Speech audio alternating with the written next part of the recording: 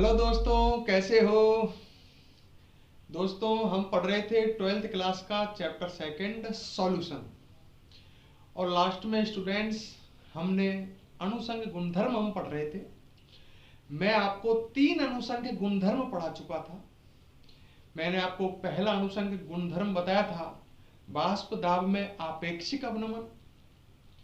Second अनुसंग गुणधर्म मैंने आपको पढ़ाया था क्वथनांक में उन्नयन।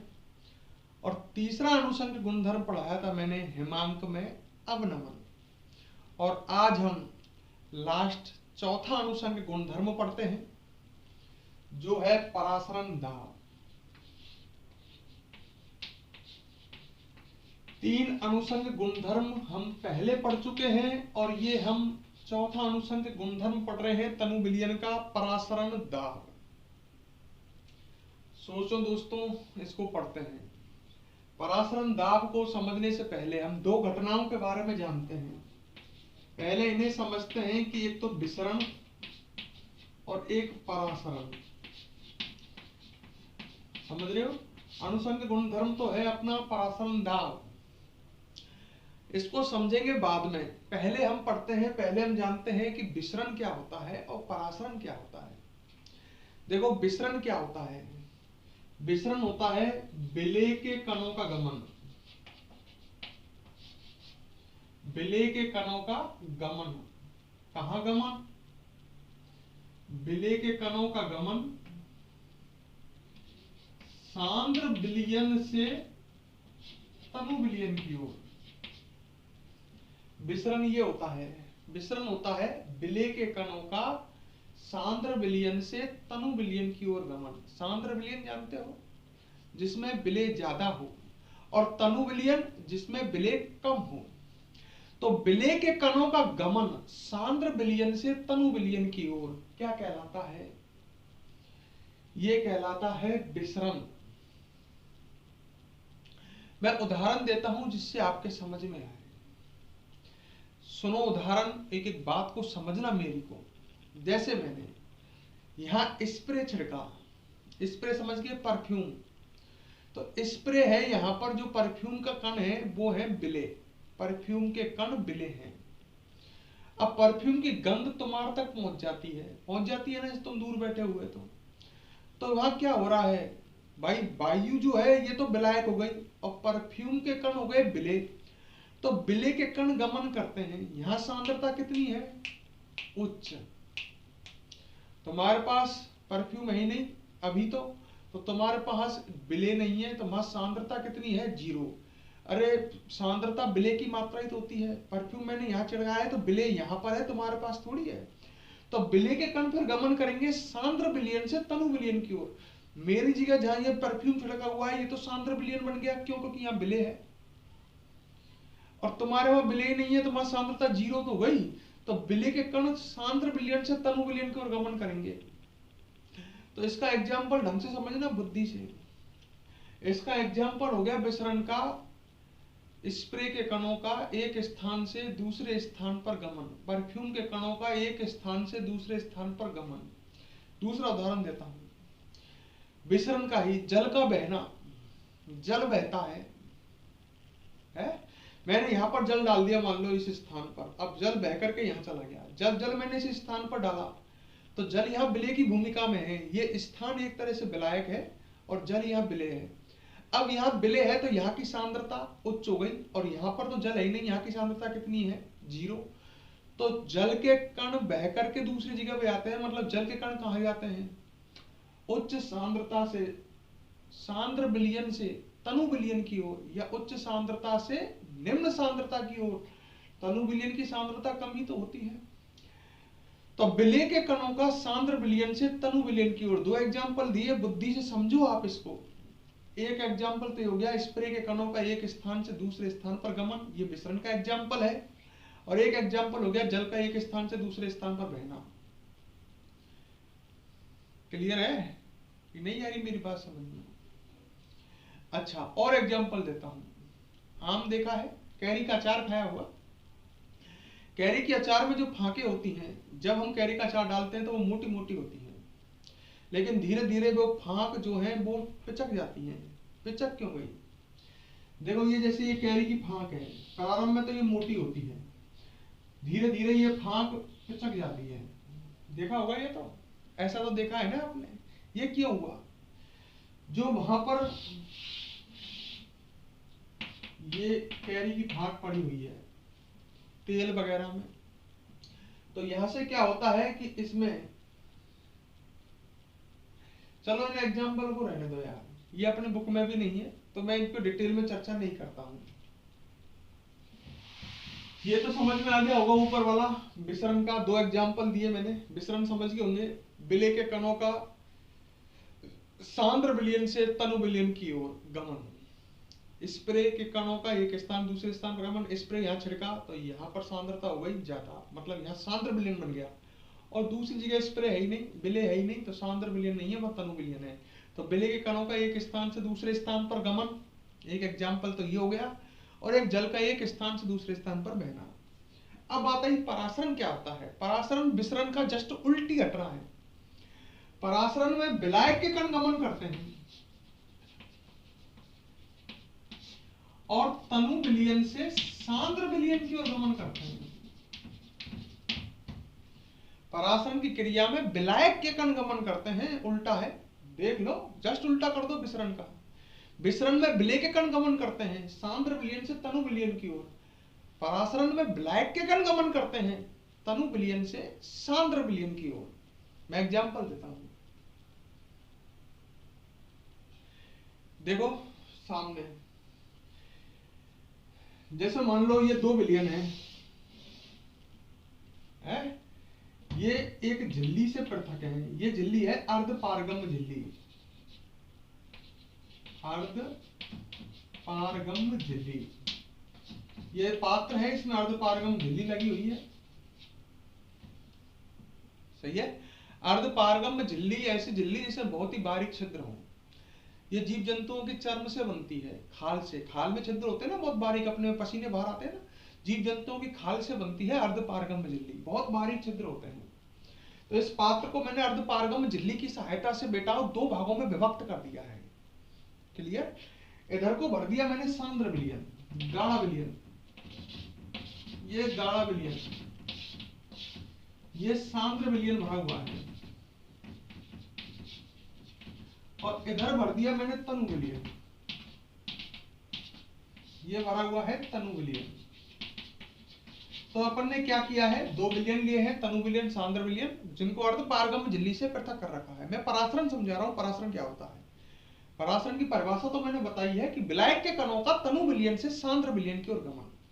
अब क्या किया है मैंने, यहां पर इस तरह से इस बर्तन को, ये पैक है, यहां पर एक पिस्टन लगा दिया है, इधर भी एक पिस्टन लगा दिया है, ठीक है, एक पिस्टन तनु विलयन वाले भाग की तरफ और एक सांद्र विलयन भाग की तरफ। तो परासरण की क्रिया चलेगी, यहां पर विलायक के कण गमन करेंगे,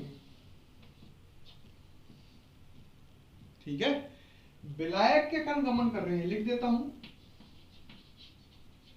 विलायक के कण गमन कर रहे हैं तनु विलयन से सांद्र विलयन की ओर।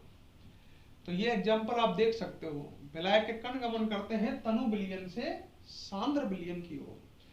इससे क्या होगा, इसमें जब विलायक आएगा तो इसका आयतन बढ़ेगा, सांद्र विलयन का आयतन बढ़ेगा, तो ये पिस्टन किधर सरकेगा, ऊपर की ओर, सही है। तो तुम्हें करना क्या है, इस पिस्टन पर, ये पिस्टन पर दाब लगाना है, प्रेशर, और वह न्यूनतम दाब लगाना है कि ये मिनिमम उतना दाब लगाना है कि पिस्टन ऊपर नहीं सरके। मतलब वो क्या रहा है, जब विलायक के कण इधर गमन कर रहे हैं तो पिस्टन सरक रहा है, तो आपको पिस्टन को सरकने नहीं देना है ऊपर की ओर, मतलब सांद्र विलयन पर लगाया गया वह न्यूनतम दाब जिससे पिस्टन ऊपर नहीं जाए, तो ये दाब ही परासरण दाब है? पिस्टन पर आपको उतना दाब लगाना है कि पिस्टन ऊपर नहीं जाए। जब पिस्टन ऊपर नहीं जाएगा तो विलायक के कण भी गति करना बंद कर देंगे। पिस्टन ऊपर क्यों जा रहा था, क्योंकि विलायक आ रहा था। जब पिस्टन पर आप अंगूठा लगा दोगे तो फिर विलाय के कण गमन करना बंद कर देंगे। मतलब एक तरह से अपन ये कह सकते हैं कि परासरण दाब क्या है? सांद्र विलयन पर लगाया गया वह न्यूनतम दाब जिससे परासरण की क्रिया बंद हो जाए। विलाय के कणों का तनु विलयन से सांद्र विलयन की ओर जाना गम बंद हो जाएगा, मतलब परासरण की क्रिया बंद हो जाए। तो आप इस तरह से समझाओगे, ये डायग्राम बनाओगे, फिर ऐसे पूरी बात लिखोगे। पहले परासरण की परिभाषा लिखोगे, पेपर में आ जाए परासरण दाब, तो पहले तो परासरण की परिभाषा लिखो। विलाय के कणों का तनु विलयन से सांद्र विलयन की ओर गमन, फिर समझाओ दो विलयनों को हमने अर्धपारगम झिल्ली से पृथक कर दिया। फिर आगे समझाओ किस पर? सांद्र विलयन पर लगाया गया वह न्यूनतम दाब जिससे परासरण की क्रिया बंद हो जाए, क्या कहलाता है? परासरण दाब कहलाता है। क्लियर करो, समझो हर चीज को। अच्छा, अगर इस दाब को परासरण दाब से अधिक कर दिया, मतलब मैं ताकत लगा रहा हूं नीचे की ओर, जो ये इसमें परासरण दाब लगा रखा था अपन ने जिससे परासरण की क्रिया बंद हो गई थी, अगर मैं इस परासरण, इस बाह्य विलयन पर, इस सांद्र विलयन पर जो ये दाब है इसको परासरण दाब से अधिक कर दूं, मतलब मैं पिस्टन को नीचे दबा दूं, तो उल्टा हो जाएगा। विलाय के कण सांद्र विलयन से तनु विलयन की ओर गमन करने लग जाएंगे, मतलब परासरण की क्रिया उल्टी चलने लग गई। परासरण की क्रिया में होता क्या था? विलाय के कण तनु विलयन से सांद्र विलयन की ओर गमन करते थे, पर अगर हम सांद्र विलयन पर परासरण दाब से अधिक दाब लगाएंगे तो विलाय के कण उल्टे चलने लग जाएंगे। ज्यादा दाब लगाओगे तो विलाय के कण सांद्र विलयन से तनु विलयन की ओर गमन करने लग जाएंगे। इस घटना को बोलते हैं व्युत्क्रम परासरण। क्या बोलते हैं? व्युत्क्रम परासरण। दोबारा सुन लो, यदि आप सांद्र विलयन पर परासरण दाब से अधिक दाब लगाते हैं तो विलाय के कण उल्टा, मतलब सांद्र विलयन से तनु विलयन की ओर गमन करने लग जाएंगे, तो परासरण की उल्टी क्रिया हो जाएगी। इस क्रिया को बोलेंगे व्युत्क्रम परासरण, रिवर्स ऑस्मोसिस। व्युत्क्रम परासरण क्या काम आती है? इसका उपयोग पेपर में आता है कि एक लाइन का क्वेश्चन कि व्युत्क्रम परासरण किसे कहते हैं, इसका उपयोग बताइए। व्युत्क्रम परासरण का उपयोग है खारे जल को मीठा जल में परिवर्तित करने में, मतलब खारे जल को, खारे जल से मीठा जल, शुद्ध जल प्राप्त करने में काम आता है परासरण। परासरण की क्रिया का, व्युत्क्रम परासरण की क्रिया का उपयोग है खारे जल से शुद्ध मीठा जल प्राप्त करना। मतलब व्युत्क्रम परासरण से लड़का सोच रहा है कैसे? मैं इनकी एक बात बताओ, मान लो ये सांद्र विलयन है जो खारा पानी है? और इधर को ये बिल्कुल खाली पात्र है, ठीक है? और सांद्र विलयन पे मैं दाब लगाता हूं अत्यधिक, तो विलाय के कण, मतलब पानी के कण निकल निकल के चले जाएंगे, तो इधर को शुद्ध जल नहीं मिलेगा क्या भाई? ये खारा पानी है, अशुद्धियां तो इसमें रह गई। तो व्युत्क्रम परासरण से हम यहां पर शुद्ध जल प्राप्त कर लेंगे। तो खारे पानी से शुद्ध पानी, शुद्ध मीठा पानी हम व्युत्क्रम परासरण की सहायता से प्राप्त कर सकते हैं। यह व्युत्क्रम परासरण की क्रिया का उपयोग है। तो हमने परासरण देखा, विसरण देखा, परासरण दाब देखा। अब आगे बढ़ते हैं। बांट हाफ नाम का जो वैज्ञानिक है उसके अनुसार,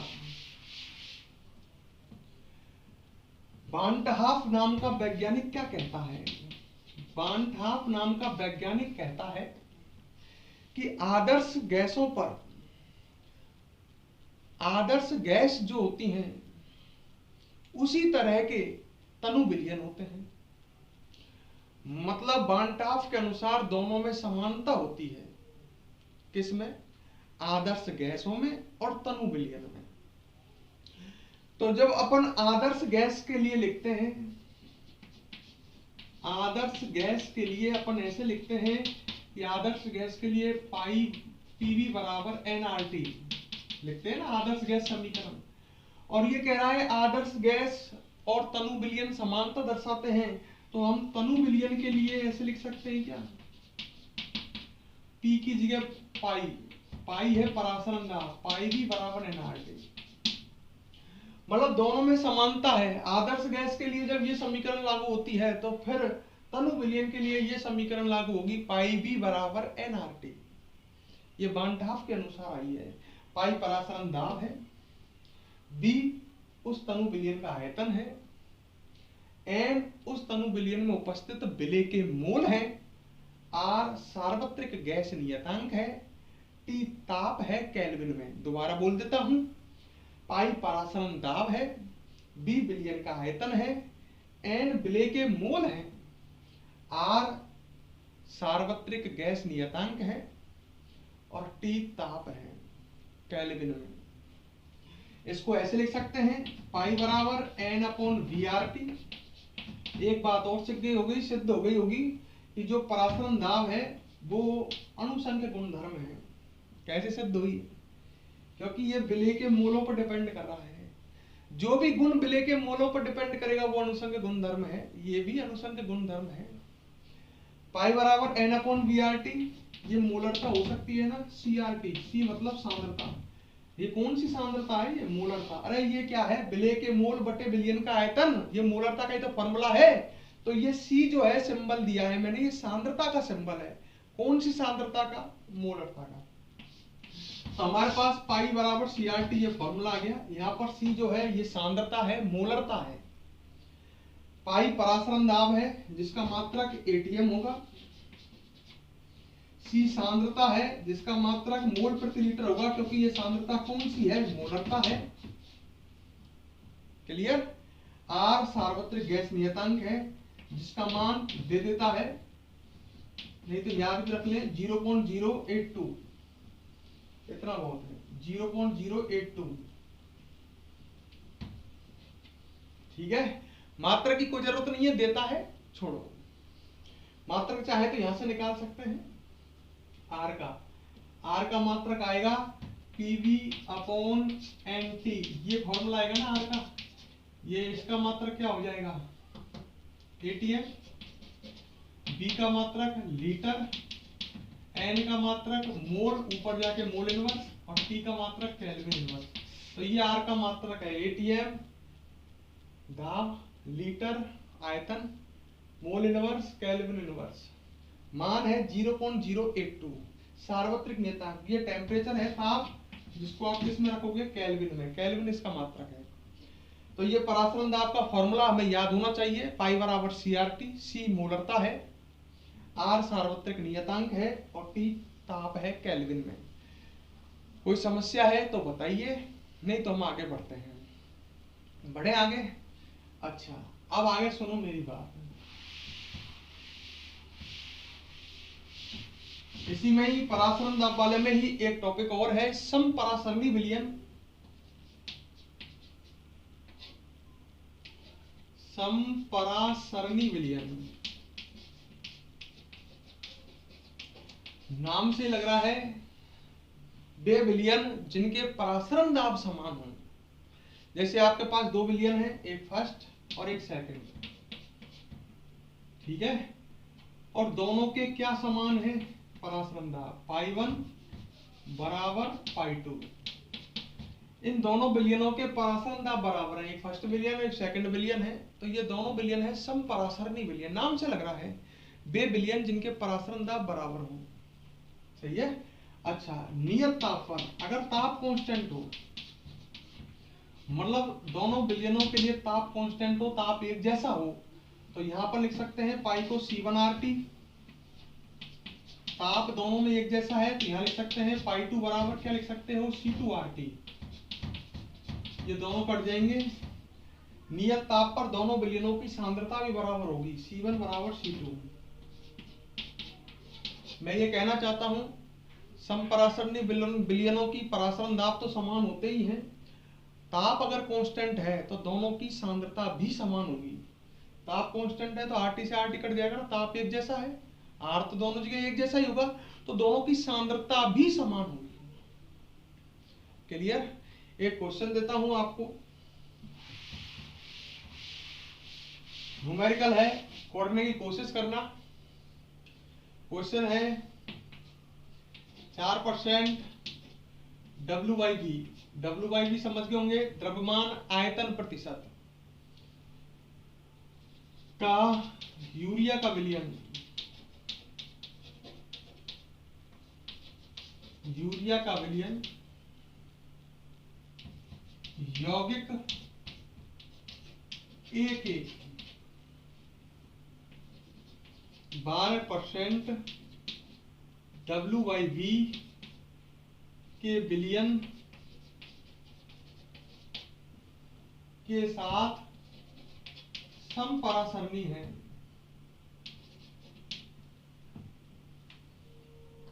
समपरासरणी है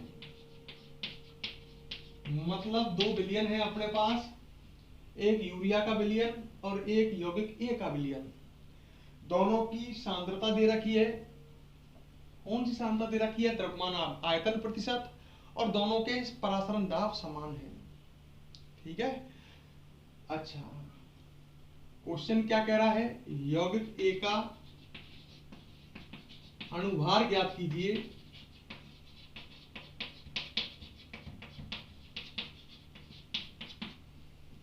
ठीक है। और यूरिया के अणुभार की आपको जरूरत पड़े तो यूरिया का अणुभार है 60, ठीक है, मात्रक ग्राम प्रति मोल। तो आपको ये क्वेश्चन करना है, यौगिक ए का अणुभार ज्ञात करना है। बेटा 2 बिलियन है, फर्स्ट बिलियन और सेकंड बिलियन। ब्लैक बोर्ड पर देखो, पहला बिलियन किसका है? मान लेते हैं यूरिया का, और दूसरा बिलियन किसका है? यौगिक ए का। देखो मैं कैसे कर रहा हूं, खुद कोशिश कर सकते हो तो कर लेना, वीडियो को पॉज कर लेना। 2 बिलियन है, एक यूरिया का और दूसरा यौगिक ए का। ठीक है।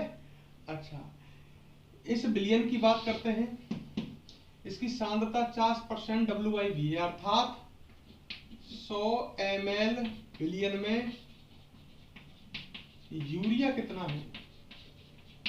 4 ग्राम। यूरिया 4 ग्राम है, यही तो मतलब है इसका। पढ़ाया था मैंने 4% W/V मतलब 100 ml बिलियन में यूरिया 4 ग्राम है। यहाँ यौगिक ए 12% W/V मतलब 100 ml बिलियन में यौगिक ए कितना है?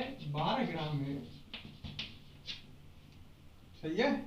तो हम आगे अब इसको सॉल्व कर सकते हैं। दोनों समपरासरणी विलयन है। समपरासरणी विलयन है तो इसका परासरण दाब पाई1 किसके बराबर होगा? पाई2 के। दोनों के परासरण दाब बराबर होंगे। पाई1 को लिख सकते हैं C1RT। ताप नहीं दिया है तो दोनों के ताप को हम कांस्टेंट मान लेते हैं, C2RT ऐसे लिख सकते हैं। ये मोलरता है तो इसको लिख सकते हैं मोल बटे आयतन, या ऐसा कहूं ना मोलरता का फॉर्मूला, मोलरता ये ना, ये विलेय की ग्राम में मात्रा W1, विलेय का अणुभार M1 मान लेते हैं, और N2 बिलियन का आयतन B1। मोलरता का फॉर्मूला ये तो है विलेय की ग्राम में मात्रा, विलेय का अणुभार, विलेय की ग्राम में मात्रा बटे विलेय का अणुभार N2 बिलियन का आयतन, और इधर को RT बराबर, इसको भी कैसे कर देते हैं, C2 का मान, यहाँ का जो विलेय है, विलेय की ग्राम में मात्रा W2, विलेय का अणुभार M2, बिलियन का आयतन V2 और RT। बेटा RT से RT कट जाएगा, है ना। आपको देखो सबके मान है क्या, विलेय की ग्राम में मात्रा है क्या, यहाँ के विलेय की ग्राम में मात्रा ये दे रखी 4 ग्राम, दिख रहा है ना।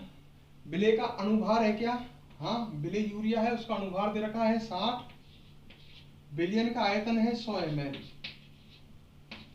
W2 12 ग्राम, समझ गए। अणुभार ये तो ज्ञात करना है, और B2 का मान है ये 100 ml। तो बेटा एक यही तो पूछा है उसने, आप इस तरह से इसको सॉल्व कर सकते हैं। सॉल्व कीजिए और कमेंट में इसका आंसर बताइए मुझे क्या आंसर आता है। ठीक है। तो स्टूडेंट क्वेश्चन शानदार है, पेपर में आने लायक है, इसलिए मैंने करवाया है, आप कीजिए। हम अब आगे बढ़ते हैं। तो हमने समपरासरणी विलयन पढ़ा, इसके बाद हम पढ़ते हैं अति परासरणी व अल्प परासरणी विलयन। अल्प परासरणी विलयन ये क्या होते हैं? जैसे आपके पास 2 विलयन है, फर्स्ट और सेकंड, इसका परासरण दाब ज्यादा है तो ये अति परासरणी विलयन, और इसका परासरण दाब कम है तो 2 विलयन है, जिसका परासरण दाब अधिक होगा वो अति परासरणी विलयन, जिसका परासरण दाब कम होगा वो अल्प परासरणी विलयन, और दोनों के परासरण दाब अगर बराबर होते तो दोनों होते सम परासरणी विलयन।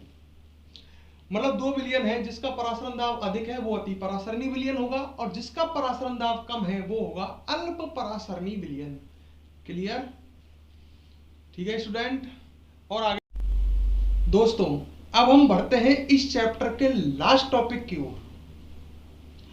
जो मैं ये टॉपिक पढ़ाने जा रहा हूं ये सबसे ऊटपटांग टॉपिक है, इसलिए इसको ढंग से समझने की कोशिश करना। इस पर न्यूमेरिकल आते हैं पेपर में। तो अब हम लास्ट टॉपिक की ओर बढ़ते हैं। टॉपिक का नाम है असामान्य अनुभार।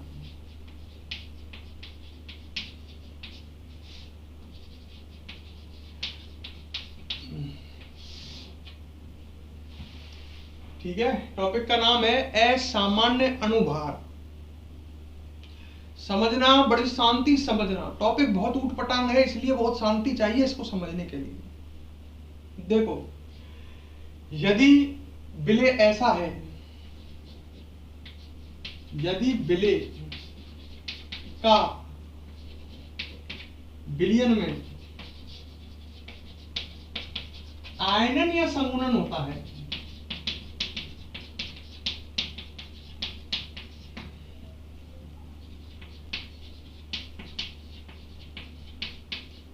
तो विलेय ऐसा है जिसका आयनन या क्या होता है संगुणन। मेरी बात सुनना, आयनन का मतलब तो टूटना और संगुणन का मतलब जुड़ना।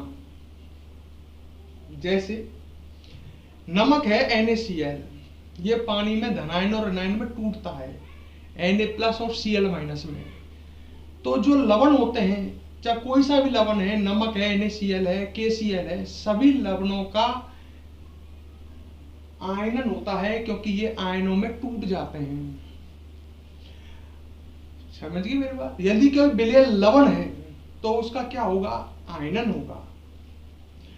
यदि विलेय फार्मिक अम्ल है या एसिटिक अम्ल है और विलायक बेंजीन है, ध्यान करो, फार्मलता में बताया था, फार्मिक अम्ल, एसिटिक अम्ल आदि विलेय का विलायक बेंजीन में संगुणन होता है, जुड़ जाते हैं, 2 अणु जुड़ जाते हैं वहां पर। जैसे विलायक तो है बेंजीन और विलेय है एसिटिक अम्ल, तो वहां पर एसिटिक अम्ल के 2 अणु आपस में जुड़कर द्विलक बना लेते हैं।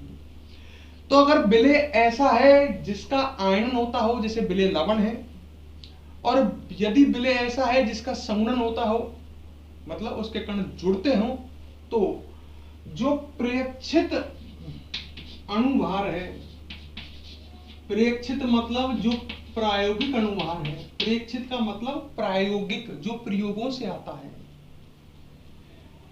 प्रेक्षित अनुभार सैद्धांतिक अनुभार से, सैद्धांतिक अनुभार उसे बोलेंगे जो हम फॉर्मूला से निकालते हैं, गणना से निकालते हैं, प्रेक्षित प्रयोगों से आता है। प्रायोगिक अनुभार सैद्धांतिक जो हम फॉर्मूलों से निकालते हैं, जैसे अभी फॉर्मूला था अपने पास पाई बराबर CRT है, तो यहां पर हम अनुभार निकाल सकते हैं ना विलेय का। तो जो अनुभार हमें फॉर्मूलों से मिलता है वो है सैद्धांतिक, परिकलित। तो प्रेक्षित अनुभार सैद्धांतिक अनुभार से भिन्न प्राप्त होता है।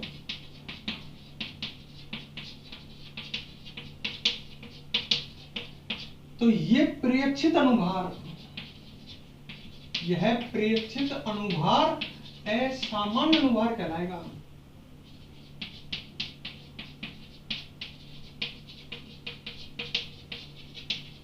समझ गए होंगे मेरा बात कि प्रेक्षित अनुभार जो है, जो प्रयोगों से आ रहा है, वो अनुभार है असामान्य अनुभार, और जो सैद्धांतिक है वो है सामान्य अनुभार। समझ रहे हो मेरी बात? ये कब होती है ये गड़बड़? यदि विलेय ऐसा है जिसका आयनन या संगुणन होता है तो प्रेक्षित अनुभार मतलब प्रयोग से जो अनुभार आता है वो सैद्धांतिक अनुभार मतलब फॉर्मूला में जो अनुभार निकलता है उससे भिन्न प्राप्त होता है। तो तो ये प्रेक्षित अनुभार कहलाता है असामान्य अनुभार और सैद्धांतिक सामान्य। एग्जाम्पल से देता हूं, जैसे आपके पास एग्जाम्पल देखो, 1 मोल NaCl है, 1 मोल क्या है NaCl, इसका 100% आयनन हो रहा है, मतलब ये पूरा टूट रहा है। 1 मोल NaCl है, ये बिले है, इसको आपने बिलायक पानी में डाला और इसका 100% आयनन हो गया। ये 100% मतलब पूरा पूरा टूट गया। तो 1 मोल NaCl से 1 मोल धनायन बनेंगे, नहीं बनेंगे क्या? और 1 मोल ऋणायन बनेंगे। अरे यार, 1 NaCl से 1 Na+ बनेगा और 1 Cl- बनेगा, ना बनेगा? तो 1 मोल NaCl से 1 मोल Na+ और 1 मोल Cl-। तो 1 मोल धनायन और 1 मोल क्या बनेंगे? ऋणायन प्राप्त होते हैं। गलत तो नहीं कह रहा मैं, है? और एक बात बताओ, तो जब अपन ने लिया तो 1 मोल NaCl था, पर उससे कितने आयन मिले? लड़के ने कहा 2 मोल। तो बिले 1 मोल का 2 मोल हो गया। हमने बिले तो 1 मोल ही डाला था बिलियन में। तो मेरी बात समझ गए आप? बिले 1 मोल का कितना हो गया? 2 मोल। क्लियर? अच्छा, और मोल और अनुभार एक दूसरे के व्युत्क्रमानुपाती होते ही नहीं होते। जब बिले के मोल हमने एक काम में लिए, पर 1 मोल से बिले के 2 मोल बन गए, तो अनुभार आधा नहीं मिलेगा क्या हमें? जब मोल डबल होंगे, भाई मोल अनुभार के व्युत्क्रमानुपाती होते हैं। मोल का फॉर्मूला क्या होता है? मोल बराबर ग्राम में मात्रा पदार्थ की बटे अनुभार। जब मोल डबल हो रहे हैं, हम तो 1 मोल NaCl ले रहे हैं, पर मोल डबल होते हैं अनुभार आधा प्राप्त होगा ना। सही है? तो अनुभार कितना रह जाएगा? आधा रह जाएगा। कौन सा अनुभार? प्रेक्षित। सही है? तो इसलिए गड़बड़ होती है। हम जब गणना करते हैं या कैलकुलेशन करते हैं, तो सैद्धांतिक अनुभार प्रेक्षित अनुभार से गलत मिलता है, भिन्न मिलता है। इसका कारण समझ गए? क्योंकि जब हम, जैसे हमने 1 मोल NaCl लिया, तो उससे 2 मोल NaCl बन, 2 मोल मतलब Na+ और Cl- आयन बन गए। तो मोल डबल होते ही अनुभार आधा नहीं रह जाएगा क्या? तो प्रेक्षित अनुभार हमें आधा मिलेगा सैद्धांतिक अनुभार से। प्रेक्षित मतलब कौन सा? प्रेक्षित मतलब ढंग से देख लो, असामान्य। सही है? अच्छा, बात तो बड़ी कठिनाई से चल रही है, बात बड़ी कठिन चल रही है। अब आपको आगे सुनो, ये इसको नीचे लिखा हुआ छोड़ देता हूं। सही है? अब मेरी बात सुनो, आगे बात करता हूं। हमने अभी 4 फॉर्मूले पढ़े थे। अरे हमने अनुसंग गुणधर्म पढ़े थे 4, तो चारों में 4 फॉर्मूले आए थे क्या? सबसे पहले पढ़ा था वासुदाब में आपेक्षिक अवनमन, जिसमें फॉर्मूला आया था P0V - PS अपॉन P0V बराबर Na/NV आया था। फिर पढ़ा था क्वथनांक में उन्नयन, डेल्टा टीवी बराबर केवी इंटू मोललता। हिमांक में अवनमन KF इंटू मोललता और परासरण दाब पाई बराबर CRT। ये फॉर्मूले कब लागू होते हैं? अगर बिले ऐसा है जिसका ना आयनन होता हो ना संगुणन होता हो। सही है? क्योंकि ये जो अनुभार निकालेंगे वो सैद्धांतिक निकालेंगे। ये गणना से, ये फॉर्मूलों से जब तुम अनुभार निकालोगे तो वो क्या आएगा? सैद्धांतिक। जबकि वास्तविक होता है प्रेक्षित अनुभार। जो असामान्य अनुभार है वो है वास्तविक। तो इन फॉर्मूलों से गलत आएंगे अनुभार, यदि ये फॉर्मूले तुमने ऐसे बिले के लिए काम में लिए जो बिले जिसका आयनन या संगुणन होता हो। बिले ऐसा है जिसका आयनन या संगुणन होता है, तो ये फॉर्मूले आप काम में नहीं ले सकते। बिले ऐसा है, बिले ग्लूकोज है, यूरिया है, मेथेनॉल है, एथेनॉल है, शर्करा है। शब्द सुनना मेरे, बिले ग्लूकोज है, यूरिया है, मेथेनॉल है, एथेनॉल है, शर्करा है। ये सब ऐसे बिले हैं जो न तो आयनित होते हों न संघनित होते हों। ऐसे बिले के विलयन के लिए ये फॉर्मूले लग सकते हैं, पर बिले कोई लवण है फॉर्मूला नहीं लगा सकते। मतलब बिले कोई ऐसा है जिसका आयन या संघनन होता हो तो ये फॉर्मूला काम में नहीं आएंगे। इन फॉर्मूलों में एक शब्द और जुड़ जाएगा, क्या? आई। या इन सब फॉर्मूलों में हमें आई का गुना करना पड़ेगा। अगर बिले, कैसे बिले के लिए इसे काम में लेते हो? जो बिले जिसका आयनन या संघनन होता है, तो इन सब फॉर्मूलों में आई का गुना करना पड़ेगा, तब ये फॉर्मूले सही मान देंगे। है? मेरी बात समझ रहे हो ना? तो इसमें आई का गुना करना पड़ेगा हमें, तब सही आंसर देंगे। तो इनमें सब में आई का गुना होगा भाई। आई क्या है? बांटहाफ गुणांक है। आई को आप कैसे निकाल सकते हैं? पहले फिक्स कर लो कि आई का गुना कब करना है इन फॉर्मूलों में, कब नहीं करना है। अगर बिले ऐसा है जिसका आयनन या संघनन होता है, बिले लवण है या ऐसा जिसका संघनन होता है, तो ये फॉर्मूलों में आई लगेगा। बिले ग्लूकोज है, मेथेनॉल है, एथेनॉल है, शर्करा है, मतलब ग्लूकोज एक ऐसा बिले, मतलब बिले ऐसा है जिसका ना आयनन या संघनन, तो आई लगाने की जरूरत नहीं है। सही है? अच्छा, अब बात को आगे सुनो। आई कैसे निकालेंगे साहब? आई निकालने का तरीका एक तो अभी दिखाया था, ऐसे निकाल सकते हैं, सामान्य अनुभार बटे प्रेक्षित अनुभार। अगर आपको ये दे रखे हों तो आप आई निकाल सकते हो। सामान्य अनुभार समझ गए होंगे, सैद्धांतिक बटे प्रेक्षित अनुभार। मैंने बोला भी था, सैद्धांतिक सामान्य बटे असामान्य अनुभार। असामान्य कौन सा अनुभार होता है? प्रेक्षित वाला। तो सैद्धांतिक अनुभार और प्रेक्षित अनुभार ये दोनों दे रखे हों आपको। किसी बिले का सैद्धांतिक और प्रेक्षित अनुभार दे रखा हो तो आप इस तरह से सैद्धांतिक अनुभार में फॉर्मूले याद कर ले हैं, प्रेक्षित अनुभार का भाग देके निकाल सकते हैं। जैसे अभी ध्यान करो, वो NaCl का 1 विलयन था 1 मोल वाला, है ना? तो प्रेक्षित अनुभार जब आधा आ रहा था, इससे इसका मान आधा आ रहा था, ये 1 और ये आधा, तो आई का मान 2 नहीं आ जाएगा क्या? तो यहां आई का मान 2 का गुना कर देंगे हम, सही आंसर आ जाएगा। समझ रहे हो ना भाई? सीधी सी बात है, जब मोल दुगने हो गए तो मोल दुगने हो गए तो ये अनुसंग गुणधर्म भी तो दुगने हो गए। वहां मैंने 1 मोल NaCl लिया था, उससे 2 मोल अनुमोल बन गए, तो 2 मोल बन गए, तो ये दुगने नहीं हो गए कि ये सारे मोल ऊपर ही तो है सबके फॉर्मूलों में। तो आई का गुना करना पड़ेगा क्योंकि ये भी डबल हो गए। और आई का मान कैसे निकाल सकते हो? ऐसे याद करो, सैद्धांतिक अनुभार बटे प्रेक्षित अनुभार। मेरी बातों में बहुत गहराई है, एक एक बात को 2-2 बार 3-3 बार सुनना। सैद्धांतिक बटे प्रेक्षित अनुभार। अच्छा, अगर हमको अनुभार नहीं दे रखा हो तो मैंने कि ऐसा भी ऐसे भी कर सकते हो। आप इसको ऐसे लिख सकते हो, प्रेक्षित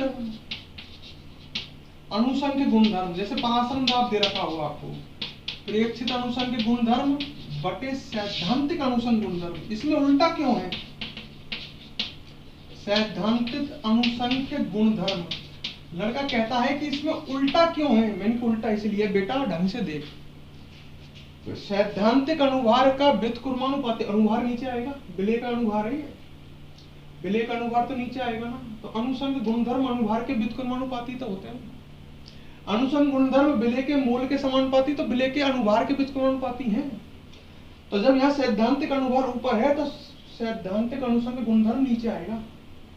बड़ी बुद्धि की बात चल रही है। आपको परासरण दाब 2 तरह का दे रखा हो, प्रेक्षित और सैद्धांतिक। तो प्रेक्षित अंत में सैद्धांतिक का भाग दे देना, आई आ जाएगा। प्रेक्षित वास्तविक, जैसे वास्तविक मिल रहा है दुगुना, तो बेटा प्रेक्षित में सैद्धांतिक का भाग दोगे जब ही तो 2 आएगा। है? बुद्धि बहुत चाहिए समझने के लिए।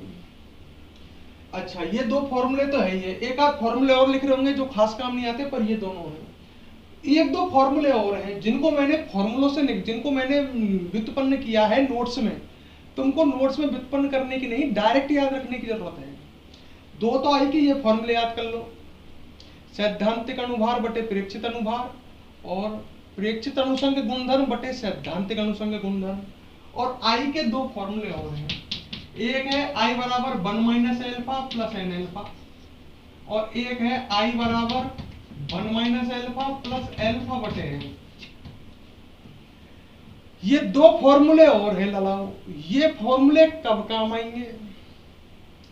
अगर विलेय का आयनन होता हो, फॉर्मूले याद कर लेना, आई बराबर 1 minus alpha plus N alpha. और यदि विलेय का संघनन होता हो तो आई निकालने के ये फॉर्मूले और हैं। एल्फा क्या है? आयनन की मात्रा। यहां एल्फा क्या है? संघनन की मात्रा। जैसे मैंने कहा 1 मोल NaCl का विलयन है, NaCl का आयनन 50% हुआ, तो एल्फा का मान 50% तो 0.5 रखोगे। 60% भाई विलय लवण है तो लवण है तो ऊपर वाला फॉर्मूला ही काम आएगा, आयनन वाला। मैंने कहा कि लवण का 50% आयनन हुआ तो एल्फा का मान 0.5, 60% 0.6, यहां भी 0.6 है। और एन क्या है? एन है प्राप्त एक मोल से प्राप्त आयनों की संख्या। इसे सुने, क्लियर कर लो। अगर विलेय ऐसा है जिसका आयनन होता है तो आई ज्ञात करने के लिए ये फॉर्मूला काम में लेंगे। यहां एल्फा क्या है? आयनन की मात्रा ये आपको देगा 50%, 60%, 50% तो 0.5, 60% तो 0.6। एन क्या है? सबसे बड़ा लफड़ा तो ये है, एन है 1 मोल लवण से प्राप्त आयनों की संख्या। जैसे उसने कहा 1 मोल NaCl है तो इससे आयनों की संख्या कितनी मिलेगी? 2 मोल। 1 मोल CaCl2 होता तो कितने 1 मोल मिलते? 3 मोल। भाई 2 मोल तो Cl माइनस, और ये तो N का मान 2 आएगा अगर विलेय NaCl है। विलेय CaCl2 है तो N का मान 3। 1 मोल से प्राप्त आयनों की संख्या लिखनी है केवल। अगर विलेय AlCl3 है तो बताओ N का मान कितना लिखोगे? 3 और 1 4। सही है। अब इसमें आ जाओ तो हम एल्फा आई निकाल सकते हैं, और आई से हम कोई भी अनुसंग गुणधर्म ज्ञात कर सकते हैं। अगर विलेय ऐसा है जिसका संघनन हो रहा हो, क्वेश्चन में दिया गया हो, तो यह फॉर्मूला काम आएगा आई ज्ञात करने के लिए। एल्फा है संघनन की मात्रा, जैसे वो देगा 60%, 70%, तो वही 60% तो 0.6। एल्फा वही। एन क्या है? अगर विलेय संघनन होता है तो विलेय, जैसे उसने कहा कि विलेय द्विलक बनाता है, जैसे तुम्हें पता है एसिटिक अम्ल बेंजीन में द्विलक बनाता है। विलेय द्विलक बनाता है तो एन का मान 2 रखोगे। विलेय त्रिलक बनाता है तो एन का मान 3 रखोगे। विलेय चतुर्लक बनाता है तो एन का मान 4 रखोगे। क्लियर? तो आप आई निकाल सकते हो, और आई को रख करके पर ये फॉर्मूलों से आप अनुसंग गुणधर्म भी ज्ञात कर सकते हैं। तो अनुसंग गुणधर्म के सबसे ज्यादा फॉर्मूले तो ये काम आते हैं, बाद में ये दोनों हैं, कभी कभार ये भी काम आ जाते हैं। तो आप इन सभी फॉर्मूलों को याद करें। आई का क्या यूज होगा? अगर विलेय ऐसा है जिसका आयनन या संघनन है तो ऐसी स्थिति में इन फॉर्मूलों में आई का गुना होगा और आई हमें निकालना पड़ेगा, तब इनमें काम में लेना पड़ेगा। Clear student? तो कल हम अब चैप्टर में लास्ट में है, बिल्कुल कल कुछ क्वेश्चन करेंगे, आप बिल्कुल रेडी रहना। ठीक है स्टूडेंट? इसके मैं क्वेश्चन दूंगा आपको, आप भी रेडी रहना। आप इस चैप्टर की थ्योरी को कंप्लीट पढ़ लेना, और मेरी क्लास जब आए सुबह तो बिल्कुल रेडी मिलना, आप इसमें बिल्कुल तैयार मिलना। इसको कंप्लीट करके हम क्वेश्चन देख लेंगे इस चैप्टर के जो भी हार्ड है। ठीक है स्टूडेंट? फिर हम न्यू चैप्टर नेक्स्ट क्लास से चालू करेंगे। Okay, good night. वीडियो को लाइक और कमेंट, लास्ट में भूल गया मैं।